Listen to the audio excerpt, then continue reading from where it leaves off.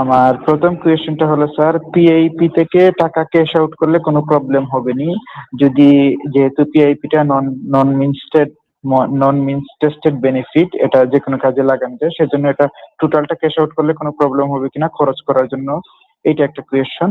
দ্বিতীয় কোয়েশ্চেন হলো, আমার বাবা মা যেহেতু দেশে থাকে, আমি তাদেরকে রেগুলার মান্থলি একটা টাকা অ্যামাউন্ট পে করতে পারবো কিনা পিআইপির এখান থেকে, যেহেতু এটা এফেক্ট করে না আর কি। দ্বিতীয় কোয়েশ্চেন। আর তৃতীয় কোয়েশ্চেন হলো, ইউনিভার্সাল ক্রেডিটের টাকাটা আমরা ক্যাশ আউট করে নিত্যদিনের খরচ করতে পারবো কিনা স্যার, এই জিনিসটা জানার জন্য আর কি। আর সাথে আমার হলো, আমার যেহেতু কেয়ারার দিয়ে আমার খরচ শপিং করাইতে হয়, স্কটিং সার্ভিস, এইটার জন্য মানে ক্যাশ আউট করে টাকা দিলে কোনো প্রবলেম হবে কিনা, এই বিষয়গুলো স্যার, এই তিনটা বুঝতে কোয়েশ্চেন। পেরেছি।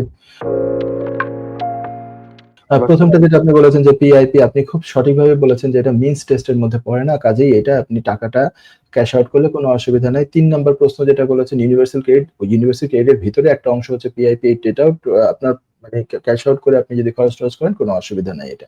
দ্বিতীয় যে প্রশ্নটা আপনি করেছেন যে এই টাকা আপনি যদি রেগুলার বেসিসে আপনার প্যারেন্টসকে পাঠাতে থাকেন একটা নির্দিষ্ট অঙ্কের অ্যামাউন্ট অথবা একটা ভালো অঙ্কের অ্যামাউন্ট, তাহলে কোনো প্রবলেম হতে পারে কিনা, এই ব্যাপারে আমার কথা আছে। সেটা হচ্ছে যে যদি দেখা পিআইপিটা অথবা যে কোনো ধরনের বেনিফিট যেটাই দেওয়া হয়, এটা তো হচ্ছে আপনার নিজের জন্য দেওয়া হয়, অথবা আপনার অনেক সময় যাদের ফ্যামিলি আছে, যাদের বাচ্চা কাচ্চা আছে, সেগুলো সহ হতে পারে। এটা আপনার বিভিন্ন অংশ আছে, হাউজিং বেনিফিটের অংশ আছে, চাইল্ড বেনিফিটের অংশ থাকে, চাইল্ড ট্যাক্স ক্রেডিটের অংশ থাকে, বিভিন্ন ওয়ার্কিং ট্যাক্স ক্রেডিট থাকে, বিভিন্ন কিছু মিক্সচার হয়ে একটা হতে পারে। আপনার ক্ষেত্রে তো পিআইপি।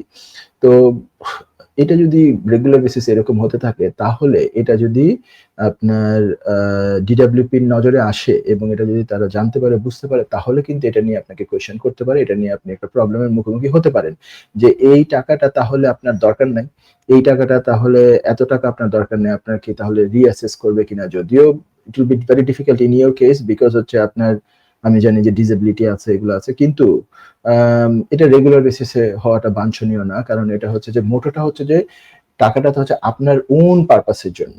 এখান থেকে কেউ যদি মাঝে মাঝে কিছু পাঠায়, এটা খুব একটা বড় বিষয় না, কিন্তু যদি রেগুলার বেসিসে আপনি যা টাকা পাচ্ছেন, ফর এক্সাম্পল কেউ 1500 পাউন্ড পাচ্ছে, সেখান থেকে দেখা যায় 1000 পাউন্ড প্রতি মাসে পাঠিয়েই যাচ্ছে to his or her parents, তাহলে কিন্তু এটা নিয়ে এক পর্যায়ে যদি এটা দেখা যাচ্ছে যে ব্যাংকেও রিফ্লেক্ট করতেছে, ব্যাংক থেকে আপনি কোনো একটা অ্যাপের মাধ্যমে টাকা পাঠিয়ে দিচ্ছেন, আপনার অ্যাকাউন্ট থেকে ওখানে টাকা যাচ্ছে on the regular basis, then that can trigger and that can create a problem for you, এবং ওইটা নিয়ে তারা ইনভেস্টিগেশন এবং ওটা নিয়ে প্রবলেম করতে পারে আর কি। তো সেটা আপনাকে বুঝে চলতে হবে আর কি। আশা করি আপনি প্রশ্ন উত্তর পেয়ে গেছেন।